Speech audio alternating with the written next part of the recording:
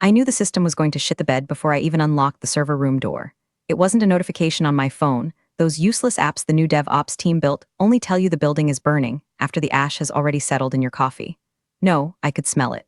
The air conditioning in the basement of the regional headquarters always hums a specific B-flat note when the processor load hits 92%. Today, it was screaming a sharp C. I walked in, dropping my bag on a chair that had been ergonomically condemned in 2004.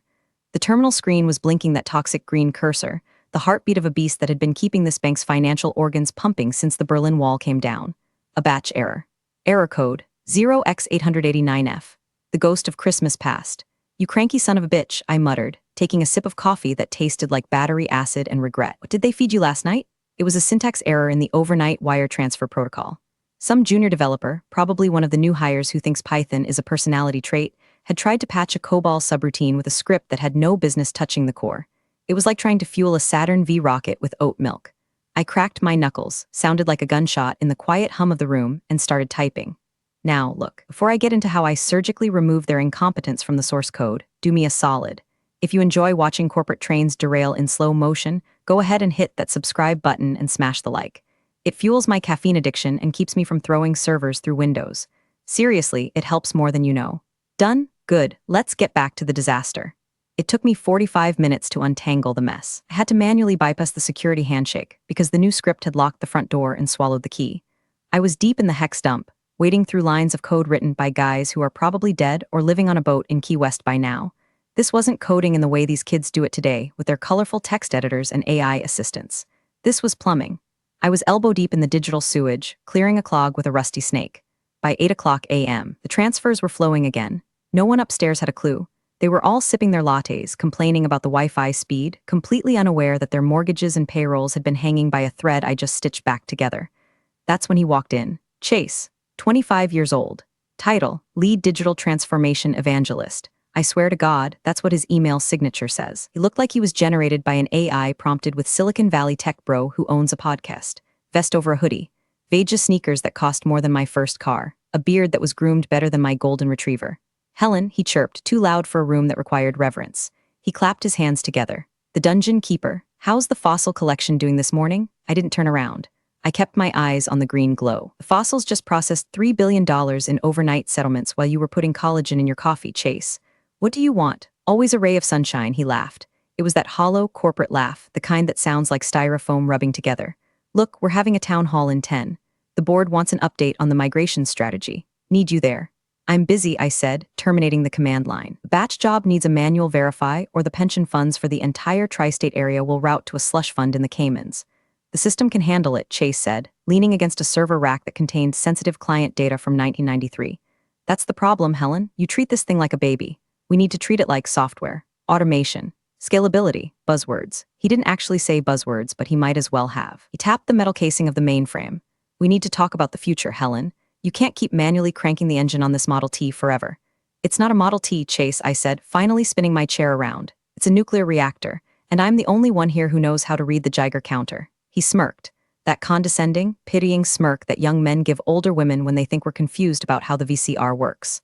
Right, well, come upstairs, we have announcements, big changes. I watched him walk out. He had that bounce in his step, the confidence of mediocrity. I looked back at my screen, the cursor blinked, it felt like a warning. I went to the town hall. I stood in the back, leaning against the wall, arms crossed over my cardigan. The room was full of fresh faces, kids fresh out of college, cheap labor masked as innovation. Chase was on stage, clicking through a PowerPoint that had more stock photos of rockets than actual data. We are pivoting, Chase announced, throwing his arms wide, to a cloud-native serverless architecture. We are cutting the anchor, we are shedding the dead weight. He made eye contact with me, just for a second, but it was enough. Dead weight, he repeated. The room erupted in applause. They were clapping for their own execution, they just didn't know it yet, but me. I felt a cold, calm wash over me. It was the same feeling I got when I traced a memory leak to a faulty capacitor. I knew exactly where the break was. I wasn't the anchor. I was the chain, and they were about to find out what happens when you cut the chain while the ship is still at sea. I went back to the basement. I didn't fix the pension verify. I let it sit in the queue, just a little test, a control group. If Chase was right, the system would handle it. Spoiler alert, the system did not handle it. But that was tomorrow's problem. Today, I just had to survive the meeting Chase had put on my calendar for 4 o'clock p.m. Subject, transition. Dead weight, I whispered to myself. Buddy, you have no idea how heavy I really am. The 4 p.m. meeting was held in a glass-walled conference room named Synergy.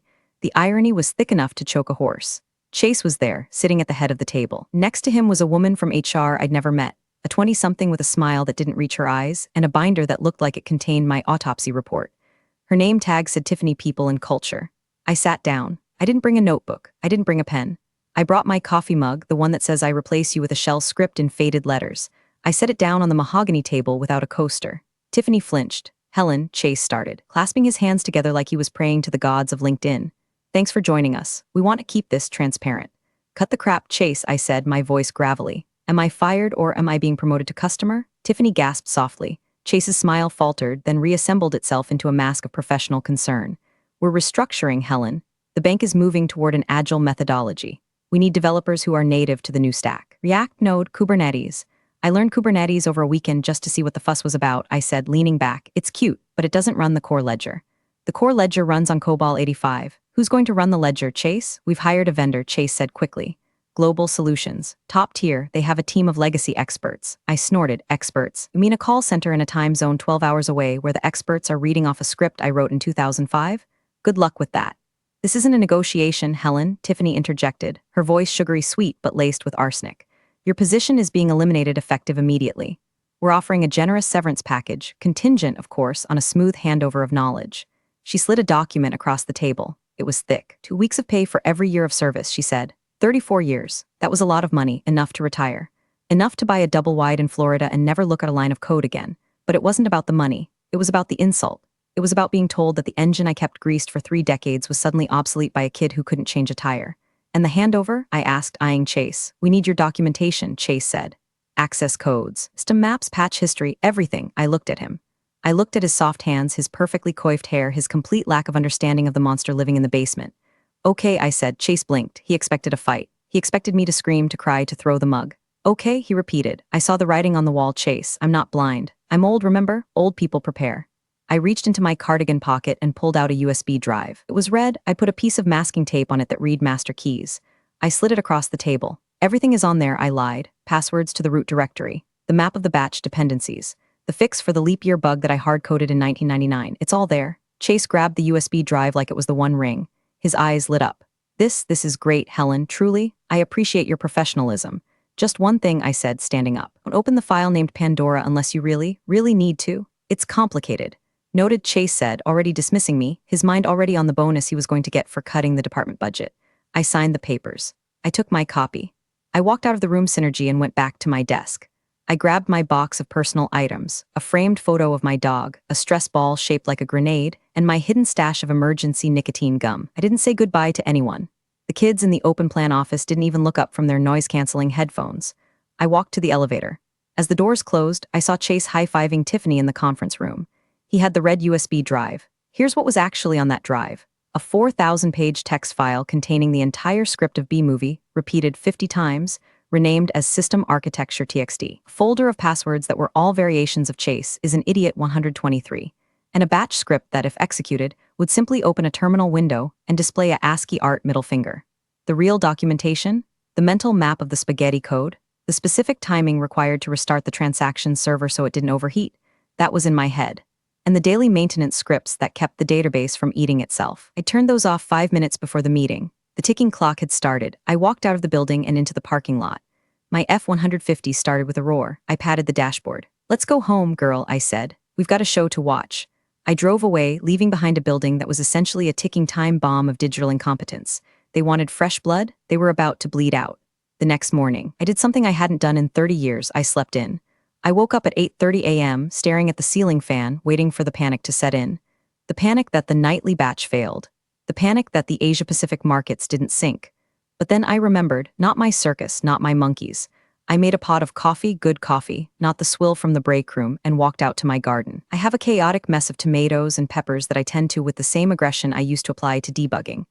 I was pruning a jalapeno plant when my phone buzzed in my pocket. I ignored it. It buzzed again and again. A long, sustained vibration that meant someone was calling. I pulled it out. Unknown number. I let it go to voicemail. 10 seconds later. Unknown number. I chuckled, took a sip of coffee, and deadheaded a petunia. Sounds like the morning wire transfer didn't go through, huh? Here's exactly what was happening 10 miles away, based on my intimate knowledge of that beautiful, broken architecture. At 8 o'clock a.m. sharp, the master control program, yes, we actually called it that. We were nerds in the 80s, attempts to archive the previous day's transaction logs. To do this, it needs to temporarily lock the database. Usually, I have a script that runs at 7:59 a.m. to clear the cache so the lock doesn't freeze the entire system. Chase didn't know about the cache script. It wasn't in the documentation I gave him. So, the database locked. And because the cache was full, it stayed locked. At 8:05 a.m., the tellers at the branch offices would have tried to log in. Their screens would have frozen, spinners spinning into eternity. At 8:15 a.m., the atoms would have started rejecting cards because they couldn't verify balances against the locked core. By 8:30 a.m., right about the time I was admiring my tomatoes, the queue of pending transactions would be hitting the buffer limit. When the buffer overflows, the mainframe doesn't just stop, it panics. It starts shedding tasks to save itself. First, it drops low-priority tasks, like internal email. Then, it drops reporting. Then, it drops the connection to the Federal Reserve. My phone buzzed again. A text message this time from an old colleague, Sarah, who worked in accounting. Helen, everything is down. People are running around screaming. Chase is sweating through his hoodie. Did you put a curse on the building? I replied, new phone, who dis? I went back inside and turned on the local news. It was a slow morning, mostly weather and traffic, but I knew. Give it an hour. I made myself some eggs. I put extra hot sauce on them. Sriracha. The spicy kick felt like victory. Around 10 o'clock a.m., the vendor Global Solutions would be logging in. They'd see the locked database. Their playbook would tell them to force restart. I chewed my toast slowly. Don't do it, I whispered to the TV screen. Don't force restart, you idiots. If you force restart while the cache is full, you corrupt the index. But they wouldn't know that, because the note about the index corruption was on a sticky note I'd thrown in the trash 3 years ago after I memorized it. My phone rang again. This time, the caller ID said Chase. I stared at the name. I could picture him, the panic in his eyes, the realization that his digital transformation was currently transforming the bank's assets into digital confetti. I let it ring. 1, 2, 3, 4. The voicemail picked up. You've reached Helen. I am currently obsolete. Please leave a message after the tone, or check the cloud. I hear it's very scalable. I sat on my porch and listened to the birds. It was the most peaceful sound I'd ever heard.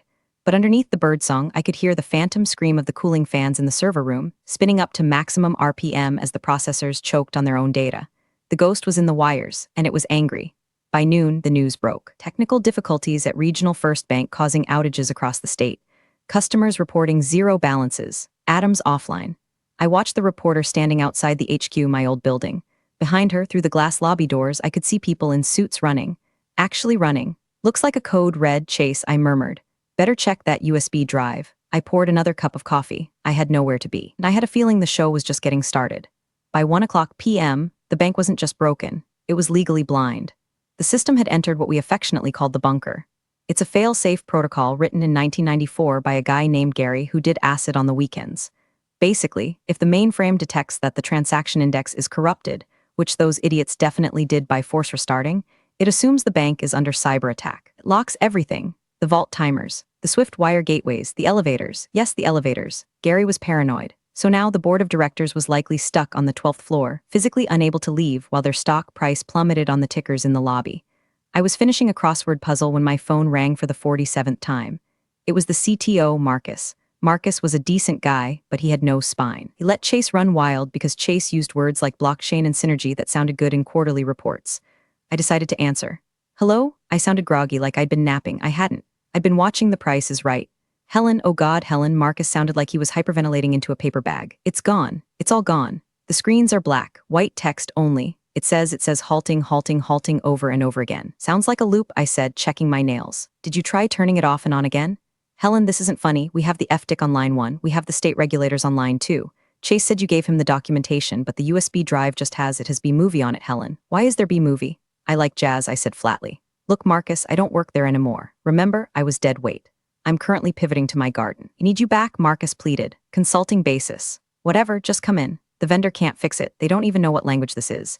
It's JCL mixed with assembly, I said, and tell your vendor good luck. That code is spaghetti, and I'm the only one who knows which noodle to pull.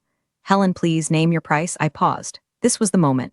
The moment every unappreciated, overworked, invisible technician dreams of. The name your price moment. I did the math in my head. My severance was okay, but my dignity, that was expensive. I'll text you my terms, I said, and Marcus, tell Chase to get off my chair. I don't want his cologne on the fabric. I hung up. I didn't rush. I finished my crossword. 3 down, a sudden disastrous collapse, 5 letters, CRASH. Then I picked up my phone and typed the message. I wanted it to be clear. Brutal. From Helen to Marcus, CTO, consulting agreement terms. 1. Hourly rate $20,000 and 0 cents, 20,000 US dollars. 2. Minimum retainer, 4 hours, $80,000 upfront.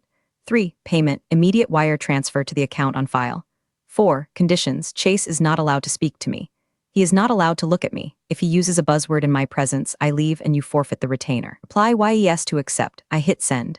The little delivered bubble appeared. 3 seconds later, the 3 dots of typing appeared. Yes, then a second text. Wire initiated. Please hurry. The elevators are getting hot. I smiled. I stood up and walked to my closet. I didn't put on a suit. I didn't put on business casual. I put on my favorite pair of worn-out jeans, a black t-shirt that said Nostromo Crew from Alien, and my old, oil-stained flannel. Grabbed my laptop. I grabbed a fresh pack of Marlboros. All right, Gary, I said to the ghost of the programmer who built the bunker. Let's go open the doors. I drove to the bank. The parking lot was chaos. News vans, police cars, probably because of the trapped elevators, employees smoking nervously on the curbs. When I pulled up to the security gate, the guard, Mike, an old buddy of mine, saw me. He didn't ask for ID. He just saluted and raised the barrier. Give him hell, Helen, he shouted.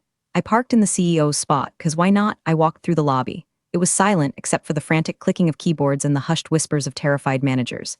As I walked toward the elevators, which were locked, obviously, Marcus came running down the stairs, sweating through his expensive suit.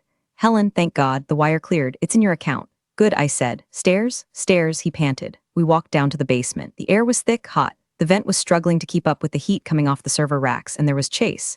He was standing in the corner, looking pale, holding that red USB drive like a grenade that had already gone off. He looked at me. He opened his mouth. I pointed a finger at him. Rule number 4, Chase. Silence. He snapped his mouth shut. I sat down in my old chair. It was still warm. I wiped the armrest with a sanitizer wipe I pulled from my pocket. I cracked my knuckles. I looked at the black screen with the white text, halting, halting, halting. Okay, I said. Yes, indoors. Yes, in a server room. Let's see how bad you broke my baby. The server room smelled like ozone and fear. Mostly fear. The building was already effectively burning down. Everyone out, I said, not looking away from the screen. Except Marcus and Chase. I thought you said. Marcus started. Chase needs to watch, I interrupted. It's a training opportunity. He likes learning, right? Continuous education or whatever you put on those posters in the break room. The rest of the staff, the Global Solutions guys who looked like they were about to vomit, filed out. The door clicked shut. It was just the 3 of us and the hum of a dying machine. I typed CMD, override/auth, Helen V1. The screen blinked. Password required. I typed the password. It was 24 characters long, a mix of Klingon, my grandmother's birthday, and the serial number of the first toaster I ever fixed. I didn't look at the keys. Muscle memory. Access granted. The halting loop stopped. The screen cleared. A single prompt appeared. Is it fixed? Chase whispered. He couldn't help himself. I spun the chair around slowly. Fixed? Chase, honey, we haven't even opened the hood yet. All I did was unlock the door so we can look at the engine. I turned back. Marcus, get me a Diet Coke.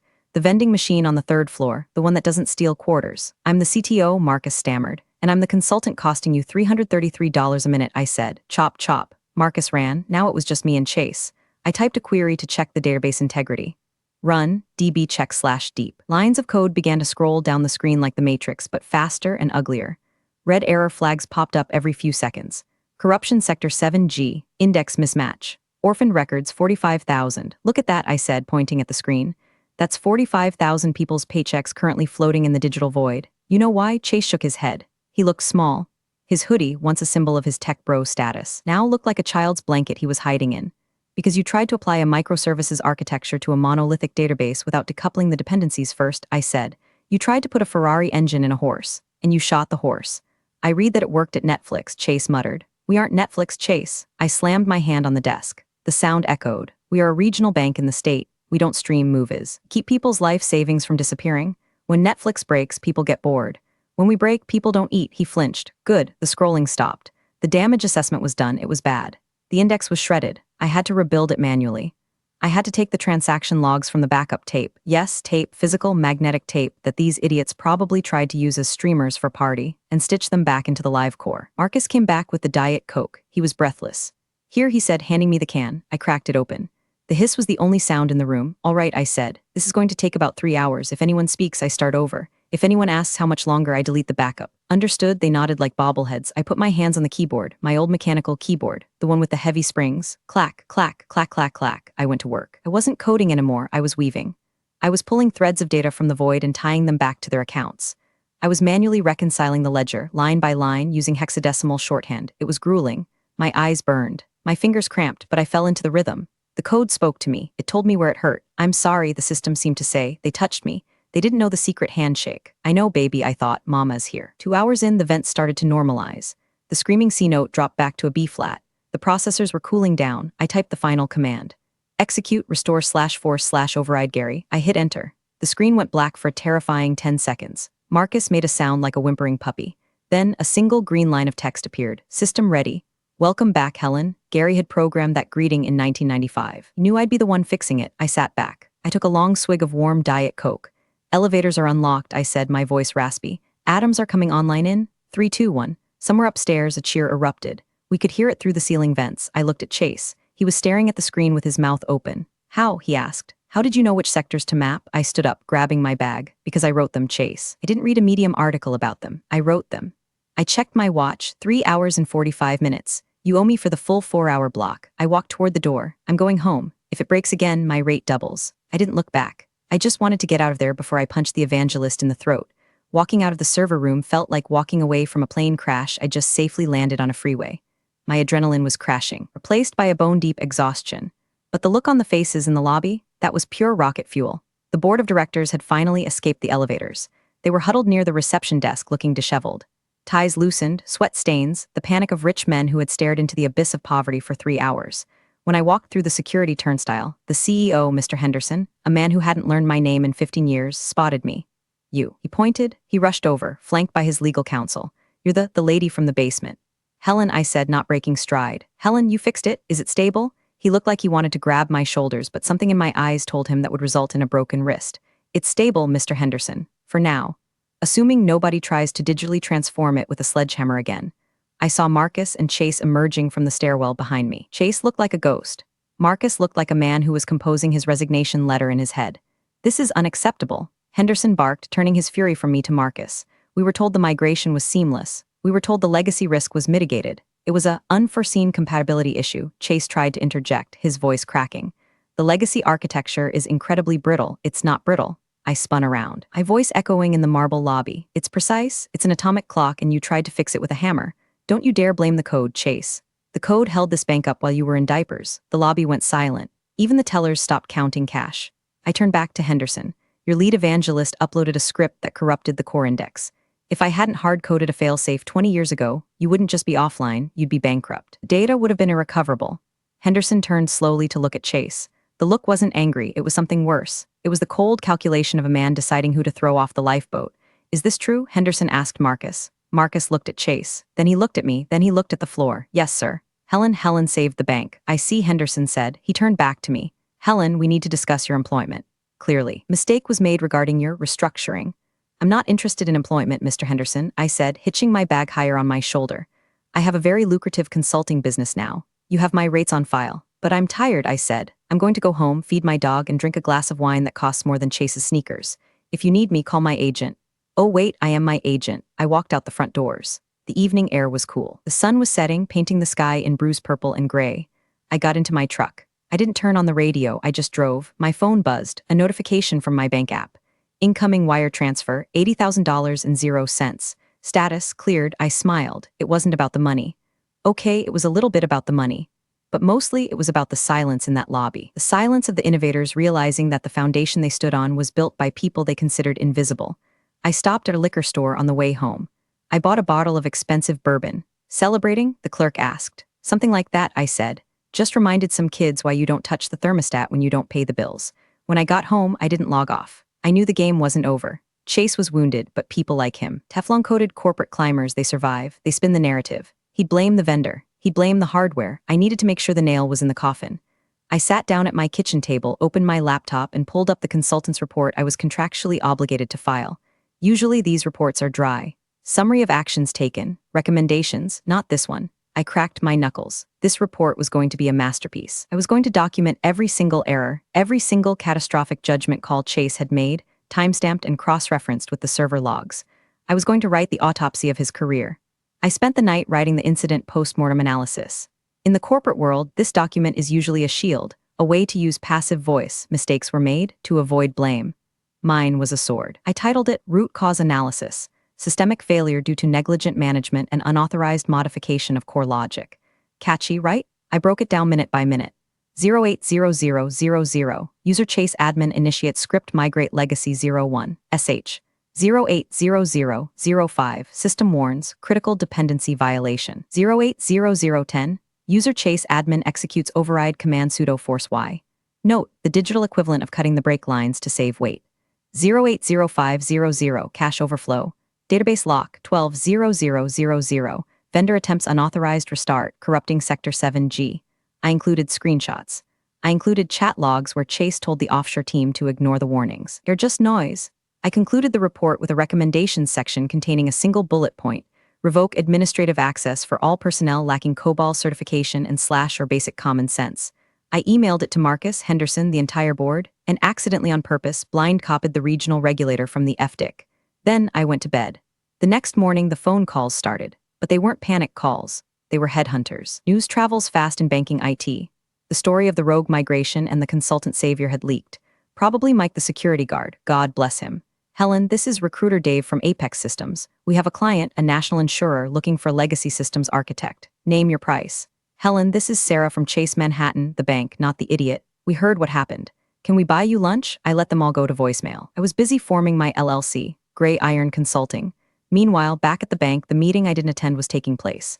Sarah, my friend in accounting, texted me the play-by-play. Sarah, they are reading your report out loud. Chase is crying, I'm not metaphorically speaking. Actual tears. Sarah, Henderson just asked Chase if he knows what a dependency loop is. Chase said it's a mindset. Henderson threw a pen. Sarah, legal is involved. They're talking about negligence. Chase is being escorted out. Security just took his badge. I sipped my coffee. Justice tastes better than bourbon. But then the twist. My doorbell rang around 2:00 p.m. It was Marcus. He looked like he hadn't slept in a week. He was holding a box of donuts and a thick envelope. Helen, he said, standing on my porch. Can I come in? Do you have a warrant? I asked. I have donuts and a job offer. I let him in. He sat at the kitchen table. Chase is gone, Marcus said. Terminated. Cause, we might sue him for the vendor fees. Good riddance, I said, grabbing a glazed donut. We want you back, Helen, CIO, Chief Information Officer. You run the show. You hire your team. You decide the strategy. No more chases, no more buzzwords. He slid the envelope across the table. The salary figure was obscene. It had a lot of zeros. I looked at it. It was everything I had wanted for 10 years. Recognition, power, the ability to do things right. I looked at Marcus. You fired me, Marcus. You let a 25-year-old with a Pinterest beard kick me out of the building. I kept standing. I know, he whispered. I was weak. I'm sorry. I pushed the envelope back. No, Marcus blinked. No? Helen, look at the number. I see the number. But here's the thing, Marcus. If I come back, I'm an employee. I'm overhead. Eventually. Another Chase will come along. Another board member will want to cut costs, and I'll be fighting for my life again. I took a bite of the donut. But as a consultant, as Gray Iron Consulting, I'm a vendor, and you guys love paying vendors. You respect vendors, you fear vendors. I pulled a new contract out of my bag. I drafted it that morning. I'll manage your systems, remote. I'll come in once a month for updates. I'll train a team of my choosing. Young kids who actually want to learn how computers work, not just how to stack libraries. And you will pay me this retainer. Marcus looked at the contract. The monthly retainer was higher than the salary of the CIO role. This is expensive, he said. Cheaper than a crash, I smiled. He signed it. 2 days later, I was at the grocery store buying dog food when I saw him, Chase. He was in the cereal aisle, staring at a box of Frosted Flakes like it contained the secrets of the universe. He wasn't wearing the hoodie. He was wearing a wrinkly t-shirt. He looked young, just a kid. I tried to turn my cart around, but he saw me. Helen, I sighed. Chase. He walked over. He didn't have the swagger anymore. He looked like a dog that had been kicked. I heard you got the contract, he said. I did. That's cool. That's scalable. He tried to smile, but it failed. He looked at his feet. Look, I know I messed up. I wanted to make a mark, you know? I wanted to disrupt the industry. You disrupted it all right, I said. You almost disrupted it into Chapter 11. I don't get it, though, he said, looking up, sudden frustration in his eyes. I did everything right. The books say cloud native is superior. The latency is lower. The throughput is higher. Why did the mainframe fight me? I looked at this kid. He really didn't know. He thought it was a technical problem. It wasn't the mainframe, Chase. It was the architecture of the business. You can't replace the foundation of a skyscraper while people are still working on the 50th floor. You have to understand why the foundation was built that way first. I pointed to a shelf of generic cereal. You see that code? That spaghetti you laughed at? It wasn't messy because we were stupid. It was messy because every line was a fix for a specific problem that happened in 1989, or 1995, or 2008. That code was a history book. It was a map of every disaster we survived. You didn't read the history. You just tried to burn the book. Chase was silent. He picked at a thread on his shirt. I thought you were just holding on to the past, he mumbled. I am the past, Chase, I said, leaning in. The past is what the future stands on. You tried to float in the air. Gravity wins, always. I started to push my cart away. Helen, he called out. I stopped. I'm applying for a job at a startup, crypto. They want someone with banking experience. I laughed, a real belly laugh. Tell them you learned a valuable lesson about immutable ledgers, I said. And Chase, don't touch the production server on a Friday. I walked away. I felt a strange sense of pity for him. He was a product of a system that valued speed over stability, hype over substance. He was a feature, not a bug, but bugs get squashed. I went home. I had a Zoom call with my new team at 4:00 p.m., 3 bright kids from the local community college. They didn't know what a stack was, but they knew how to read logic. I was going to teach them COBOL. I was going to teach them the dark arts, and I was going to charge the bank $300 an hour for their time. It's been 3 months since the crash. My garden looks amazing. The tomatoes are the size of softballs. The stress lines in my forehead have started to fade, replaced by a tan from working on my laptop on the patio. The bank is running smoothly. My gray iron team, I call them the necromancers because we raise dead code, has optimized the batch processing. We didn't migrate to the cloud. We built a bridge to it, a secure, slow, boring bridge. The board loves me. They treat me like a high priestess. Every month I send an invoice. Every month it gets paid within the hour. No questions asked. I was sitting on the deck tonight, enjoying a glass of Pinot Noir and listening to the hum of my own personal server. I host my own email, obviously. I don't trust Google when my phone buzzed. It was a text from a number I had blocked. My curiosity got the better of me, so I checked the blocked messages folder. It was Chase. Hey Helen, I'm at the new job. We have a legacy SQL database that's acting weird. It's locking up every time we try to shard it. Any quick tips trying to avoid a disaster, lol? I stared at the screen, the audacity, the sheer unadulterated balls on this kid. Lol, I whispered. He said lol. I could ignore it. I should ignore it, but I'm a businesswoman now. I unblocked the number. I typed a reply. To Chase from Gray Iron Consulting, consultation request received. My freelance rate for non-contract clients is $500 per text message. Venmo at Helen fixes it. Payment required before technical advice is dispensed. I hit send. 5 minutes passed. The crickets chirped. The wind rustled the leaves. Then ding. Venmo, you received $500.00 from Chase the Ace. I burst out laughing. I laughed until I choked on my wine. He actually paid it. He was that desperate. I picked up the phone. I typed my advice. Don't shard it. It's not web scale. Check the foreign key constraints and stop wearing sneakers to meetings. I reblocked the number. I sat back, looking at the moon. They call us dinosaurs. They call us obsolete. They say we don't understand the modern world. But here's the thing about dinosaurs. We were the apex predators for 100 million years. We survived everything except a literal meteor. And these kids, they aren't meteors, they're just hail. Annoying, loud, and they melt as soon as things get hot. I took a sip of wine. The system is stable. The lights are green, and the invoice is in the mail. We're all healed. You're the real MVPs of the office jungle. Thanks for watching. Smash that subscribe button, or the coffee pot might just forget your next brew.